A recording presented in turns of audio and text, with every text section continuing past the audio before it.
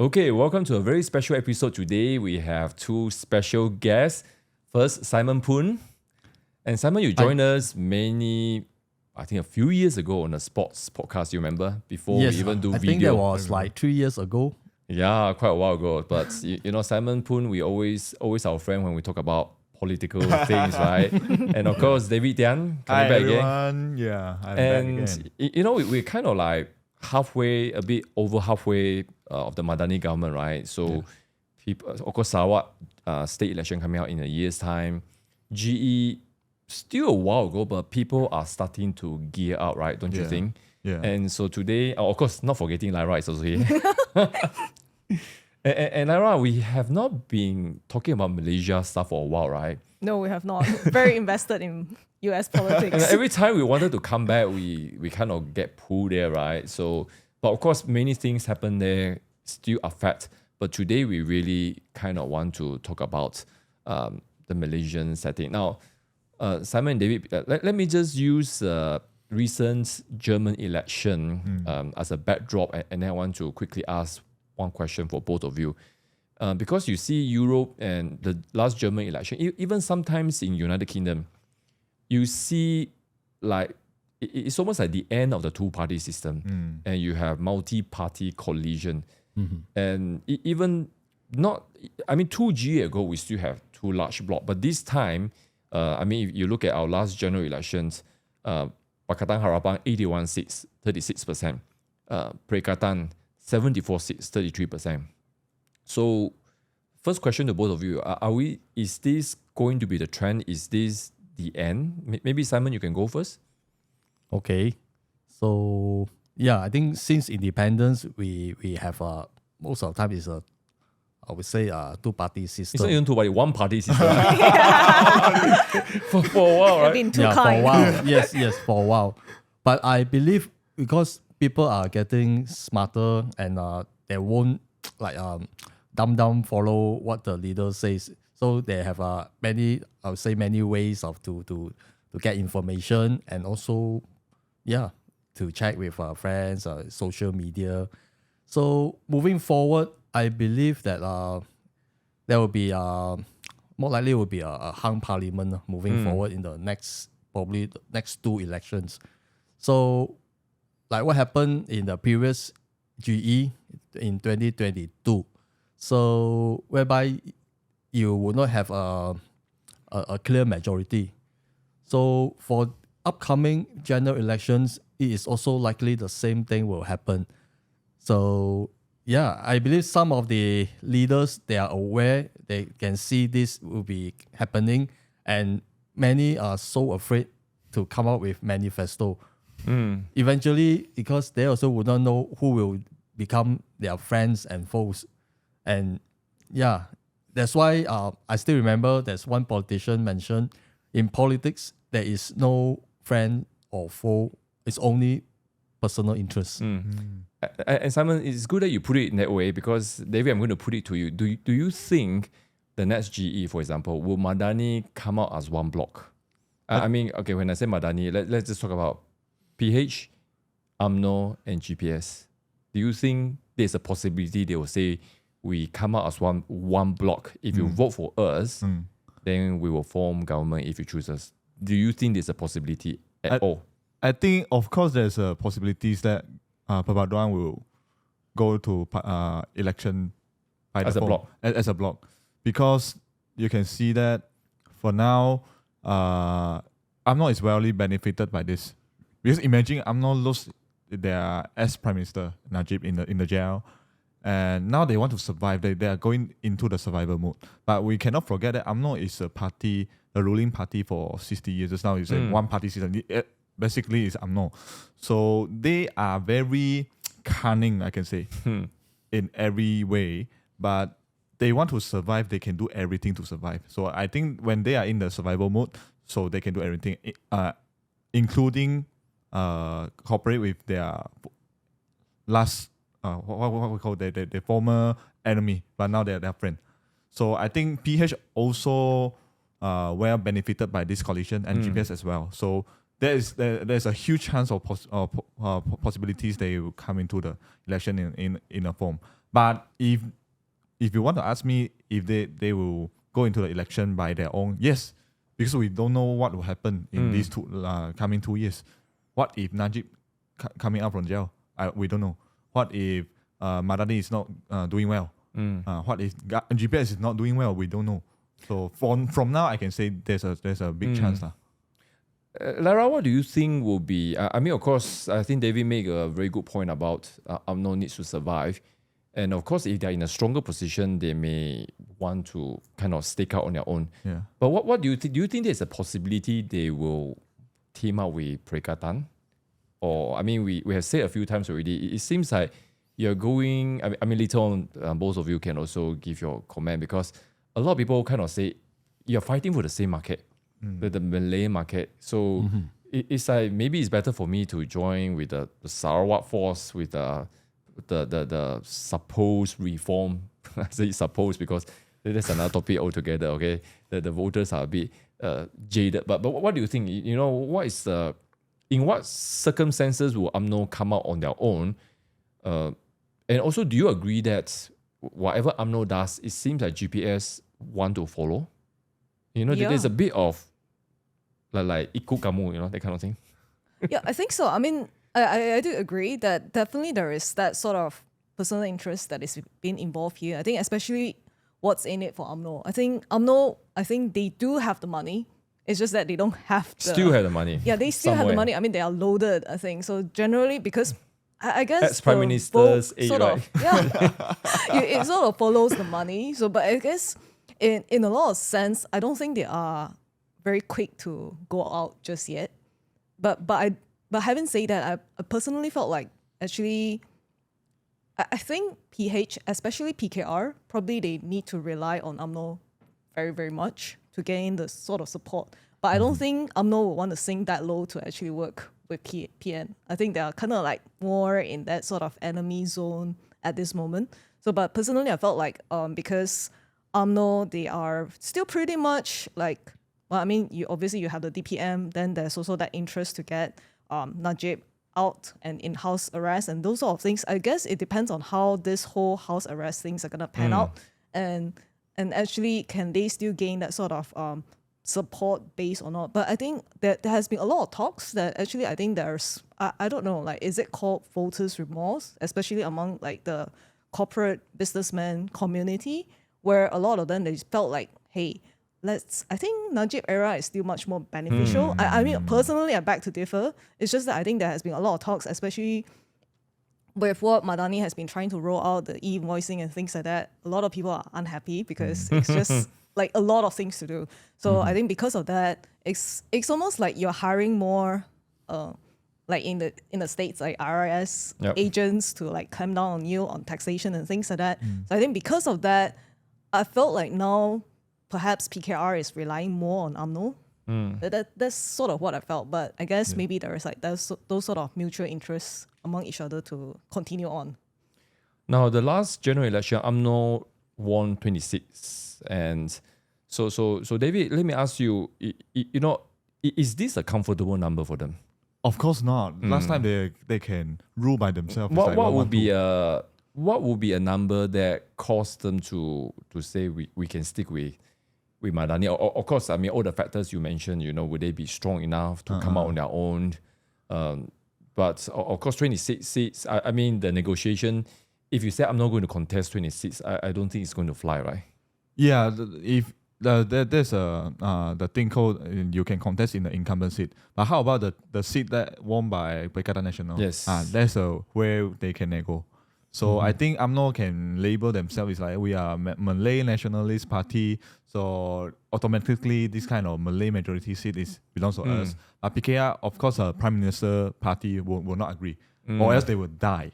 Yeah, they will swallow out by UMNO. So I think there's a negotiation place there. But how can you define whether UMNO will stay by how many seats they can contest? Of course, they are. This is a crucial point. But I think as long as UMNO got what he wants in short terms, for example, maybe money, resources, maybe the control of Malay Kampong or Felda, and also the 6. Because I think, if I'm not mistaken, the Deputy President Muhammad Hassan has mentioned that in some what they call it tier 1 or tier 2 seat, they have a big chance to win. I think they are aim to that. For example, Johor, some of the Johor seat won by Perikatan Nasional, some of the Pahang seat won by Perikatan Nasional, and if they combine the PH and BN vote, they can win comfortably. For example, I think what is the example? Sungai Bakar or the Kelantan seat, the latest by-election in Kelantan. Is won by PAS last time or Bersatu, and they came back. So I think they look for that formula. So you can see by shaping this kind of frame, how do they shape? They use Akmal to provoke for vote, and suddenly they go with PMS, and suddenly they you can see our ex-Prime Minister Ismail Sabri aides being checked. There's 100 millions of cash. This is it's just a drama, but you can know something is happening underground. There's a pattern there. There's a pattern there. They want to present themselves as defender of Malay, perhaps. Yeah. Now, since we're still talking about UMNO, I think UMNO is going to loom large no matter what, right? So Simon, let me ask you, of course, Zahid. I mean, you think about Zahid. He. I mean, in my personal view, he has no interest for Najib to come out because it will threaten him. But yet, at the same time, you hear people say, bebas Najib or whatever. So what's your view? Is Najib going to strengthen UMNO, or is Najib a liability for them? Yeah. So, of course, as the UMNO president, he has to. As president, you mean you talk about Zahid? Zahid, yes, Zahid as the UMNO president, of course, he have to perceive that he is supporting Najib. Right. Absolutely. Yeah, but of course, we all know that Najib is a leader with charisma, so a lot of people like him, especially their own Malays, because to him he is someone that willing to share, and he's a giver to some Malays. That's why even though he is in prison few years already, if I'm not mistaken, his support, I mean the people's support towards him, I would say, is still strong like before. So the only setback that Najib faced during the last election was because of the 1MDB scandal. And of course, some say it's due to the GST, the introduction of GST. But then, well, I believe most Malaysians are very forgiving person and also forgetful at the same time. Yeah. But of course, now with the Malay are pretty much divided. So I believe if Najib got a out of jail card on his hand, definitely Zahid will be I would say have to make way for him. Make way for Najib to become the next UMNO president. Yeah. So that's the only way that you can unite the people in UMNO, especially also to bring back those that have been sidelined, people like those who are keluar sekejap people. So yeah, they may make a comeback to strengthen the party once again. And this may pose a threat to PKR and also to PH at large. Yeah, I mean, do we want? I mean, UMNO has ruled Malaysia for a long time already, and yes. So I mean, we always in this show we kind of compare them with Indonesian Golkar, right? And Golkar ruled for such a long time, and then when they were finally dethroned, they never came back the same force. And of course, I think I'm sure a lot of people in UMNO are students of history and try to avoid the same fate. And so maybe that's one of the reasons why they hope that someone like Najib will galvanize them again. But of course, personally, I hope they really, it's time for us to move to the next stage, and yeah, but all the points you all mentioned, that it seems that they still market for them, because it's like, hey, if we cannot get the urban seat and things like that, we can still fight Perikatan on the same term. We have played this game for 50 years already. I can see the Malays, they really respect their leader, especially someone that is like a father figure person with someone who caring about them. So for UMNO, I think Zahid has yet to reach that potential to be like a father figure compared to Najib. And also Najib's father, okay, Tun Abdul Razak. So he was an ex-prime minister. And of course, his name has been in our history book for many years, and all the contributions that he has poured out for Malaysia and also for the Malays. Yeah, so that's why it is also important. And Najib also benefited from what his father has done previously. Okay, since we talk about the Razak Najib family, right? Now, remember the Sultan of Pahang, the previous Argon, a few days ago just came out and said that people should stop talking about the addendum. So maybe let's ask the panel here. You know, what do you think about the addendum? Do you think it's going somewhere, or is the end of the road already? I mean, is that even an issue, or you think it's?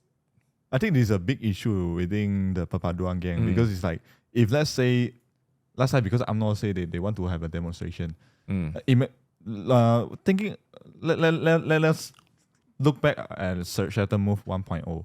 Because of a lot of demonstration about ISET, about UEC, leading up to the move, by Muslim brand first, and cause Shelter Move 1.0 to happen. So I think some people in UMNO they purposely want to create these kind of things by using Najib, by mobilizing in the name of Najib. So of course this is the case. So but I think what Prime Minister Anwar Ibrahim, what he has done is to balance within royal family and his Perpaduan gang, which is a not easy job at all. Yep. So I think now before the court ruling, everything might be calm a while, but I'm not sure whether after the court ruling, what will be happen. But maybe during that time, the election is coming already. You just need to drag it long enough, right? And, And I mean, remember in the first place they throw the AG, you know, like come on, man, who is the AG that he can decide? He cannot decide. Now throw to the court, and I think the court was just ding dong. And yeah, but it's really interesting you mentioned about how demonstration, like you think about 308, right? 308, of course, is a very important moment, at least for West Malaysia, and it was preceded by Hindraf and Bersih. So, you know, absolutely, Malaysian are emotional lot, right? It's like you have enough stirring, right? Then something can happen. So yeah, I never thought of it from that point of view. Interesting. Yeah. And also another thing is there is no such law provisions of house arrest. And probably Anwar thought just to please the Malays, especially the UMNO members, since now they are part of the coalition. So I'm not sure whether this bill will see the light eventually.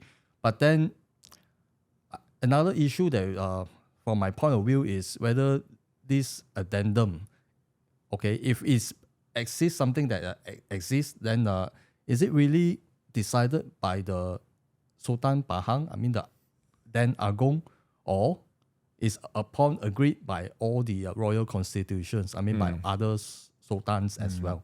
So I find that this may be, it's not safe because it may drag the whole royal institutions into crisis. And this is something that is not inside our law.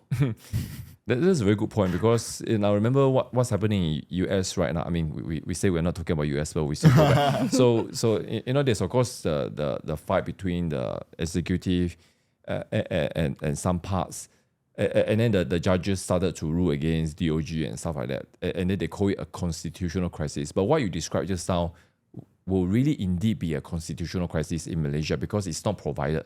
You know, who can do what, who can. I mean, all this while, of course, we even pardon. In terms of pardon, the power is not usually is exercised by the Agong or the Sultan through the advice of pardon board. That's what we know. But how exactly it happened, you know, do we have minutes and who is going to say? Well, of course, nobody is going to review anything because it will look very bad. But I mean, right now, you know, it already looked quite bad on the Sultan, you know, because it looks like he's trying to help Najib. I mean, fairly or unfairly.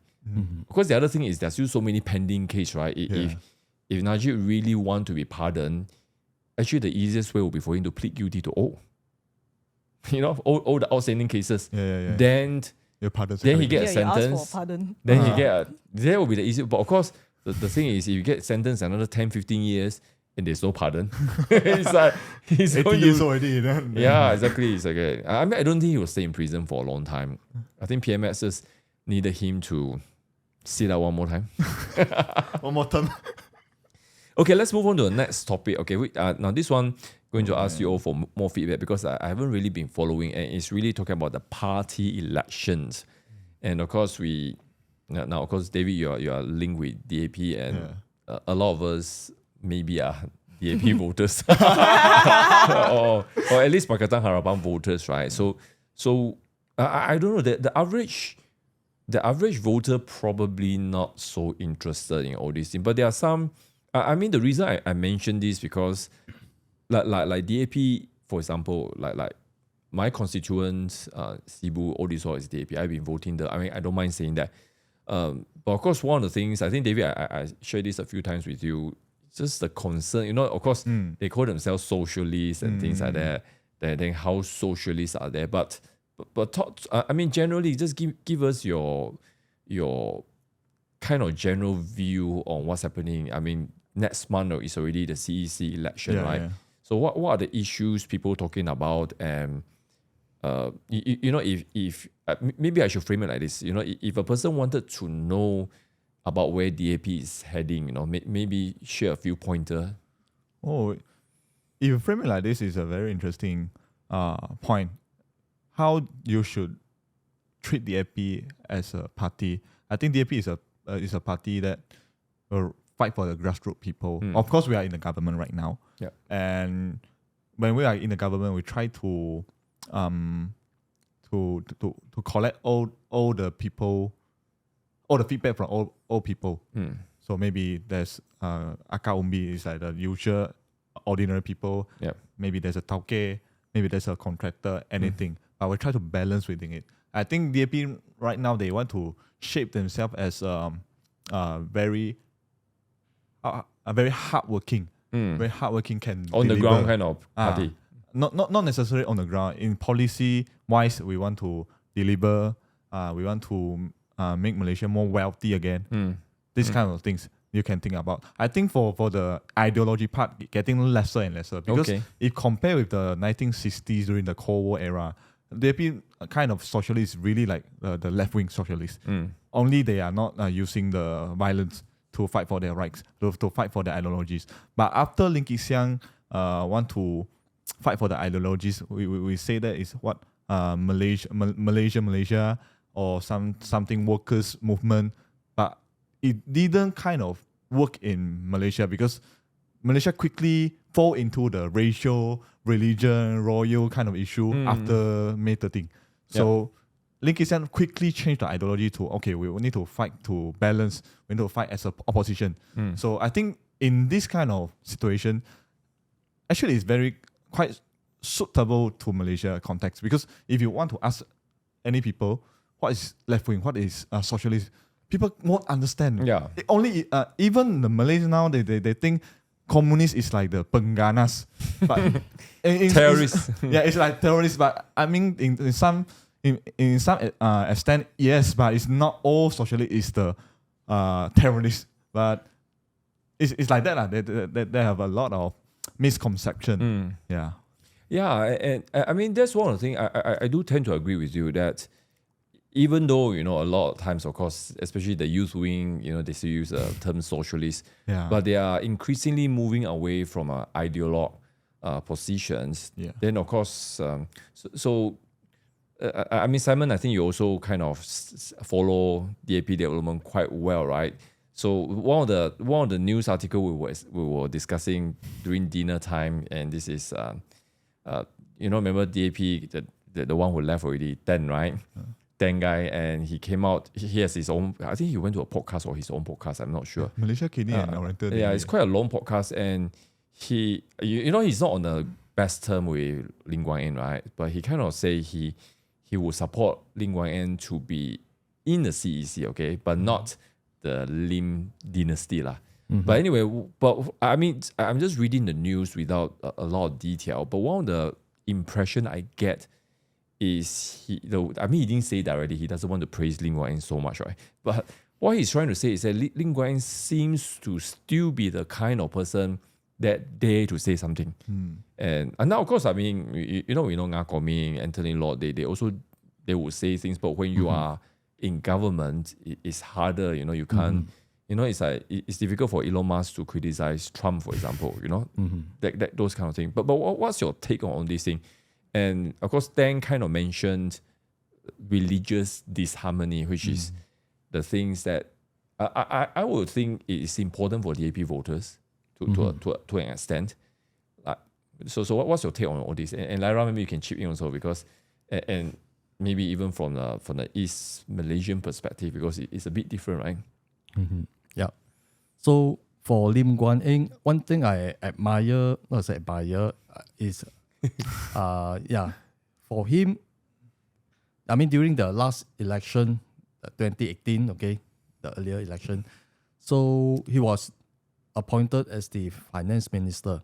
So this is something that I would say many non-Malays, especially, we didn't expect a Chinese would become a finance minister.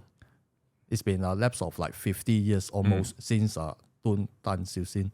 So during his time, of course, some people may say, oh, he abolished GST and then he bring this SST and a lot of things. It doesn't really have a choice, right? I mean, that's what Pakatang campaign on. Yes, and so correct. if you want to say promise meat, promise kept. I mean, correct. Of course, I mean, now, of course, I mean, I know many in the business industry are really wanting GST to come back. Yeah. And also, of course, at that time, a lot of blunders and uncertainty of the policies, but eventually they managed to sort out. And Okay, before you continue, how would you rate him as a finance minister personally? I mean, you coming from the financial accounting background person. Yes, actually, I mean, for me, I didn't manage to see him as a finance minister for a full term. For the first 2 years, of course, he's been assisted by Tony Pua. So I would say they are work hard to clean a lot of mess left by the previous government.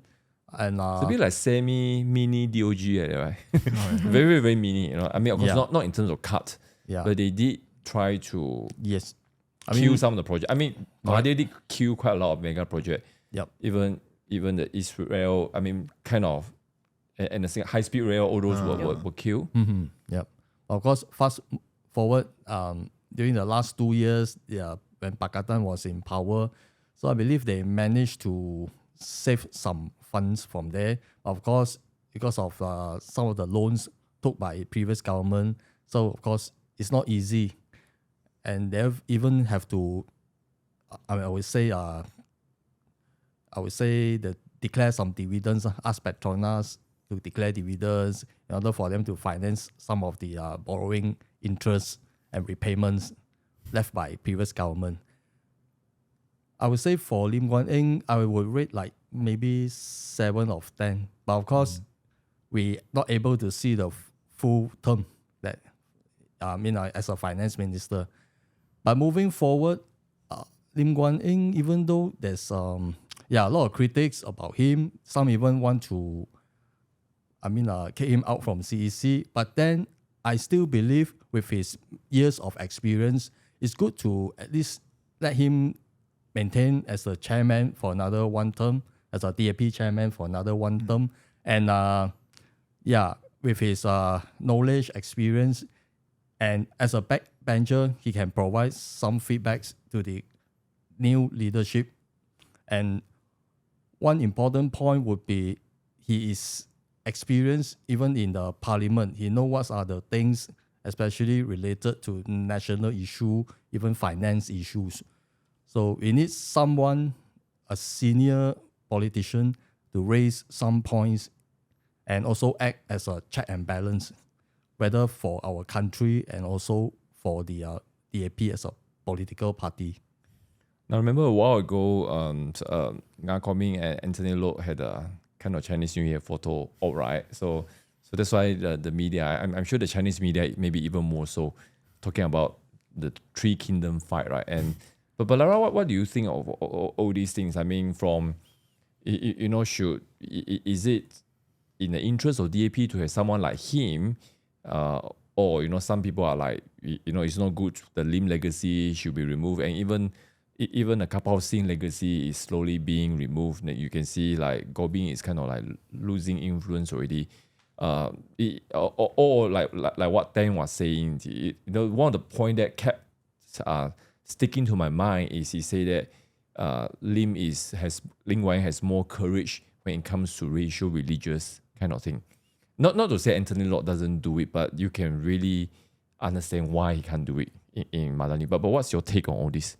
Yeah, I mean, I do like that how Lim Gitsian, right? I think he was a bit more actually more vocal about all this like sort of religious tension. I guess maybe perhaps his era provides that sort of platform. There's a bit perhaps more freedom. I think which is something that currently the DAP leaders do lack. Personally, I do felt whichever camp it is, I do felt like there is a bit of, hey, let's be a bit more well behaved. I felt like that's kind of like my sense, because I mean I like that they are kind of like breaking away from like ideology and things like that, because like they want to be perceived. Obviously, some of the leaders wanted to be perceived as like more hardworking. Perhaps that's kind of like what United States was going through over the last 4 years, when they had to like really just get down to the grassroots and really just try to get all the support, and that is kind of like causing the whole narrative on the far left, far right to be totally defined altogether again. So I think Malaysia is like coming through that time where like the definition of conservative, definition of right, definition of left, populist, all these things are kind of like still like we're still trying to chart out that sort of pathway. So I think in a way, I think it will be interesting to see the CEC election, because it sort of like creates that pathway, whether or not we are breaking away from certain ideologies, or actually we're coming into where I would say like what Charlie Kirk is doing now, as in like, hey, actually the right has been given a voice. I mean, I wouldn't say like conservative being given a voice, but kind of like the right are being given a voice where they are able to present their philosophy and things like that. So I think maybe this will be a time to like present something new, as in like we can just sort of break away. So I mean, I personally don't fancy the Lim dynasty to continue on personally, because I felt there was a bit of kind of like, for lack of better words, like old wineskin sort of things, but I'm not sure. I mean, how the other leaders are gonna like. I think it's a general connotation that I mean, imagine let's say the next generation is really qualified and make it on his or her own, but people are still going to judge. It's like nepotism, that kind of thing. Of course, in modern day we have many examples, right? We have like Philippines, for example, Macron's son coming back. Of course, in US we have the Bushes and things like that. Singapore, we have the Lee family, so fairly or unfairly, and that's why even you talk about in US now, a lot of people are saying Trump Jr. is a potential successor, but I think this is where he's very smart. He really is very, very low key, but even though consistently he's polled as top 1 or 2 potential candidate, to be the president for Republican next time. Maybe he will. I don't know. But since you mentioned all these things, I thought it's interesting for us to talk a little bit about. Remember maybe last year, I think, middle of last year, Bridget Welsh wrote an article and she put a chart there talking about the division of Malaysia. Basically, there are 5 paradigms, I just very quickly talk about this. And because in a way, after this, I want to move to East Malaysia, and then we try to wrap up. Of course, if we have time, let's talk a little bit about PKR also. We are running out of time. But she kind of put 5 vision for Malaysia, right? You have the 1957 Constitution, multiculturalism. Then you have the May 13, they call it the new social contract, which is Malay Malaysia. Then you have the 80s with Abing, with Mahathir being spooked by the Iran Revolution, so it's called Islamist Malaysia. So you have Perikatan is basically like that. Then now in recent time, you have the East Malaysian states saying that, we are a separate nation, we should go back to MA63. is called Borneo Malaysia. And then finally, the last one, I think it's a joke or parody lah. It's Malaysia Mine. Basically, I just go in and makan lah. So 5, okay, and kind of, I think this will be a good time for us to talk about East Malaysia, maybe Sarawak, because Sarawak GPS have carved out. I mean, David, you were saying during dinner time, they have carved out a very comfortable position, right? And why do we say comfortable? They get what they want, and some more, they are being perceived as progressive and doing well with all the green energy, English as official language. They seem like we don't have racial, religious tension and things like that. But give me a very general, perspective on Sarawak, because I think those people who are not there, they cannot really understand GPS, is like Barisan National Sarawak, So give everyone a quick rundown why people shouldn't think that this is a rosy kind of situation. Okay, first of all, GPS only 6 years old. So before that is Sarawak, BN Sarawak. And BN Sarawak, actually, what you can think about BN, it's a Sarawak version. You say there's no racial tension, no, it's a lie. It's a lie at all. To be fair, the racial harmony, there is the racial harmony in Sarawak. But if you say there's no racial tension, it's no. And if you say there's no Islamization, it's a lie. Yep. And secondly, GPS is very good at marketing and branding. So I think all the political party might need to learn from them. They quickly makes all the voters forget that they are the touching. Now they turn into the home bills, and they have become very progressive, green energy. Yes, to some extent, something is new, but new doesn't mean it's good. New, you need to deliver. You need to produce some fruits for us to see. For some, maybe some fruits they have produced, maybe it's the recognition of UEC, which is good. They use English as a teaching language, which is good, and also Sarawak didn't implement the what we call the Bahasa Rasmi Act, the National Language Act, which we have English and Malay as a national official language, which is good. And out of these two, I cannot think anything that is better. I mean, in financial wise, people say their revenue is doing good, but there's a lot of closed door meeting. There's a lot of the political transgression, anything you can think of. Because as a Sarawakian, we know how can you do business with them, because they are a state government, they control the land, they control all the things. If you want to do business there, you can experience what we have said. It's just like that. They are just another warlord, but they what do you call? They clothe themselves in a new cloth. Well, this is what I can say lah. David, you're absolutely right. I mean, those of us who work in Sarawak before, it's just basically like chief minister's own playground like that. I can just say in a very general sense, if you're a developer in Sarawak, for example, you need, let's say you want to apply development for 200 units, you basically have to pay like a personal fee like that to an entity owned by chief minister. This is not even a big secret.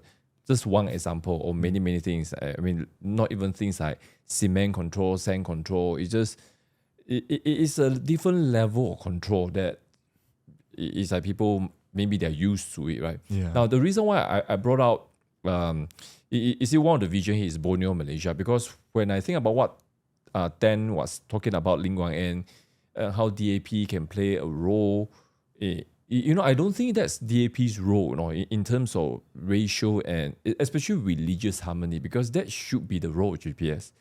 And yet, do you realize that GPS is hardly saying anything at all? Every time, you get some low level people, but you hardly see Abanjo or someone senior, Fadila or whatever. They don't come out and tell Akmal off or tell Hadi off and things like that. You point out a very good point. When the halal certificate issue happened recently, all the DAP, DAP CEC, even the national leaders, even Nga Koming, they voice out, they say it's not cabinet decision. And inside the cabinet or inside the I can say we do a lot of work. Yeah. How to nego, how to stop this PR crisis. But you rarely see any GPS leader, the top tier leaders speak out anything. And if you observe, every time there's got a racial harmony issue, they have a attitude is like, this is Semenanjung business. And Exactly. people quickly forget that they actually have like 5 or 6 cabinet ministers inside the cabinet. And they all blend to DAP. So because DAP, they want to frame themselves as a racial multicultural reason. But GPS, you can frame it as well. And this helps you. And you won't lose. You won't lose anything in Sarawak. Because Sarawak like it. But I wonder why GPS didn't do that. Maybe because they are so used to deal with UMNO or deal with Semenanjung using the passive way to gain some political benefits in Sarawak. Maybe this is a deal lah. Actually, I've been wondering this for a while also, and that's the reason I kind of mentioned earlier on. It's just my personal view only that GPS is still very much influenced by UMNO, in the sense that UMNO has been the big brother for a long time. And it's almost like you're still deferring, You just think about, you think about sports, for example. You get someone who has become very, very good, but then you still kind of look at your old idol. Maybe the idol is already weak already, slow already, but you still kind of defer to that person. I just felt like there's a bit of that. I mean, that's one. Later I want to hear your view on this. But the other thing, I mean, this is the most cynical part. It is really GPS is maybe just waiting for Madani to collapse. But of course, that doesn't make a lot of sense also because they are benefiting a lot. But okay, maybe I leave this question to you. Do you think it is an opportunity, like let's say Perikatan, UMNO, come and talk to a GPS and say, well, let's all gang out together, we can form government. I'll give you 1/3 parliament seat, I'll give you 10 cabinet minister. Do you think GPS... I mean, of course, the deal can vary, but if there's an opportunity, would you be surprised if GPS drop PMS? No, I don't think so. I think it's no secret that actually there's a lot of Islamization that has been happening, especially you see how GPS previously, obviously with our former governor who has passed away. So I think with that sort of pathway that has been charted, so technically I would say Sarawak is pretty much, yes, on the outlook it looks very harmonious, but actually there's a lot of sidelining of like the Dayats, the Ibans. So so it's kind of like there has been that sort of power tussle that has been going on, like between Iban and also between like Melanau. So I think because of that, like Melanau now is like known as Melanau Slash Malay, right? Melayu. Yeah, slash Malay. But for a while, quite a while, since Type's time actually. Exactly, but I think a lot of people don't know, and actually I think a lot of West Malaysians might actually think that, hey, are they like also Malay? So those sort of questions that have been coming. So I think I personally wouldn't feel surprised if they decided to like just, hey, let's drop this, and because what would be in it for them would be, hey, why not we aim for a bigger cut? Because now we want Petronas, the deals and things like that. Yes, more revenue and things like that. But actually, more revenue for yourself or more revenue for Sarawak as a whole. But personally, when I look at Bridget Wells' vision, how she path out, personally, I would lean more towards Borneo Malaysia.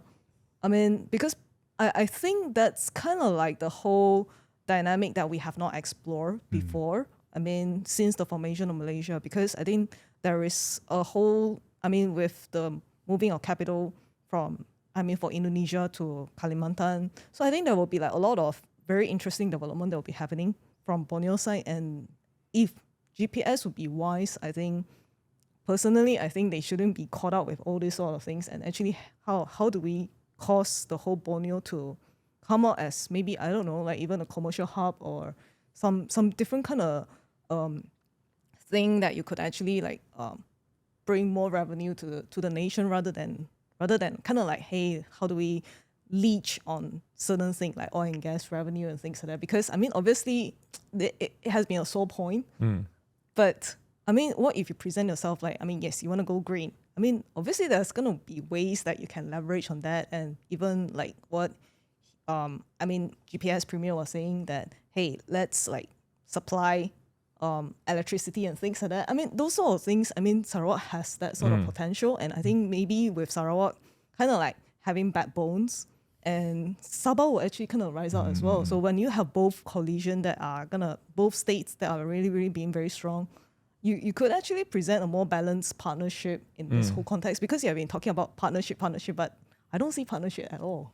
Yeah, and we actually have this kind of model. I mean, you look at United Kingdom, will be more, like Scotland have their own parliament and things like that. Then Canada, of course, is a confederation, as in the they don't call it state, right? What do they call it? They call it like Quebec or those. What do you call it? Are they state or? But they definitely have much more power than an American state or a Malaysian state. Now, Simon, I want to ask you this because you are the only non-Sarawakian here, right? And one of the things, of course, I think it's a concern for a lot of West Malaysians. If there's a Borneo Malaysia, imagine if Sarawak controls the petroleum royalty, for example. I think that would be the beginning of the end for Petronas, for example. I mean, we're not talking immediate, but eventually, and then of course, some Menanjung people will be like, oh, then all the money for development will be dry out and things like that. But it's really, from the Sarawak point of view, is more of a rebalancing. But what's your personal view on this? Because like all the points we mentioned, if you have a stronger Sarawak, that Sarawak, as long as it is still in Malaysia, it will be able to balance the racial, religion tension. But at the same time, West Malaysia will lose out on revenue. So what's your personal take and I guess aspiration? Because I would say like the Sarawakian generally is trending towards Borneo Malaysia. Generally, I think David, you agree, right? Generally, but of course, we are here. We kind of have a more balanced view. But let's hear from you. Yeah, definitely this will affect Petronas a lot. It may coffers, even, right? Yeah, correct. Because government used to draw at least 32 to 50 billion It's the dividend. personal cash machine, right? Yes, correct. Every year during the past few years, it's been like 32 to 50 billion dividend from Petronas. So if, say, most of the business transfer to Petros, so of course the ownership as well. But from another perspective would be for all the profit that Petros make, it's still 24% goes back to federal. Yeah. So, and also not to mention those salaries, all these personal tax and all the custom duties, all this is still controlled by federal. So it's not really lose everything. Yep. Federal won't lose everything. So all these revenues still generate back to federal. And of course, implication would be Petronas probably need to do more downsizing exercise. So to what extent? Well, we wouldn't know yet at the moment. But of course, moving forward, if the I would say the oil resources and oil and gas resources are definitely there. They have plenty, probably can survive for another 30, 50 years. And also with some new oil field at the offshore.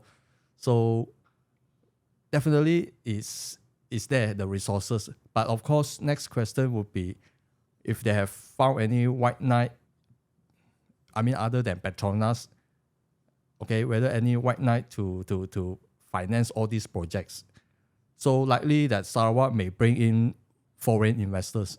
So is Sarawak able to control, or should I say contain, all these foreign powers? Yeah, that's one of the things that has been said. I think who was it who said? I think Zaid Ibrahim recently made this point, right? Now, of course, all the things we mentioned, I think it's not going to be next year or even 5 years time. Right? It's going to take time. Yep. But in general, do you as a West Malaysian, is it an issue that caused a bit of anxiety in terms of we won't get all the funding for infrastructure?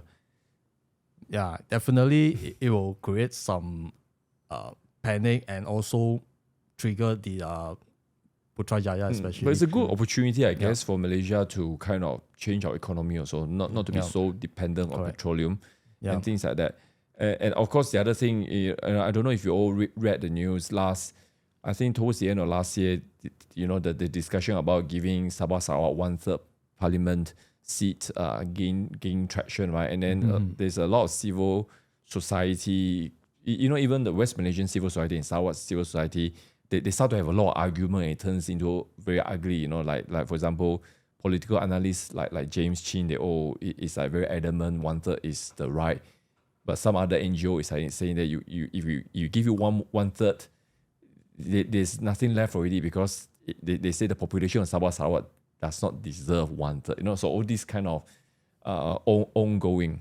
But our time is sort of running out. But I want just a very quick. I mean, of course, the next big test in terms of Malaysia domestic issue is really the Sarawak state election, right? I mean, we talked a little bit about that. Maybe just a bit of prediction from everyone. How do you think the seats negotiation is going to be like, and do you think there will be impact?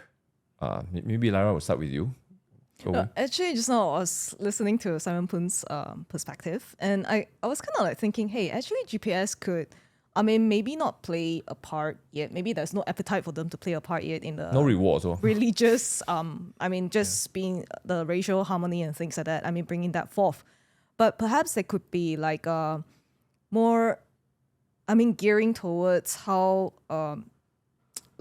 like how DOG is like doing it. I guess it's like presenting a different alternative to limited government.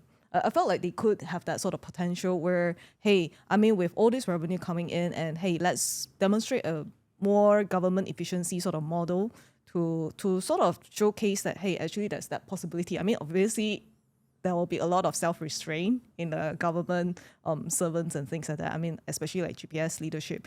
So, but having said that, I think.